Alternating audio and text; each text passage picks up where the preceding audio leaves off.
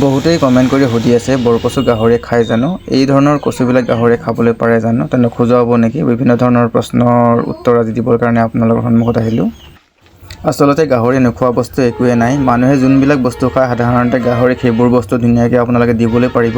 আৰু এই কচুবিধ আমি খাওঁ আসলতে আমাৰ গাঁওবিলাকত এই কচুটো উভয় নদীৰ যদিহে আগতে আপোনালোকে এই জাতৰ কচুবিধ আপোনালোকৰ গাহৰিক দিয়া নাই তেতিয়াহ'লে প্ৰথম দুদিনমান আপোনালোকৰ গাহৰি অলপ চুৱাবলৈ টান পাব এদিন দুদিন কৰি 2-3 দিন যোৱাৰ পিছতে আপোনালোকে গাহৰি এই বিধ কচুকো ধুনীয়াকৈ খাবলৈ যত্ন কৰিব তে আপোনালোকে যেতিয়াই এই কচুবিধ সিজাব তেতিয়া ধুনীয়াকৈ ইয়াত চৌদা খাৰ আৰু কচু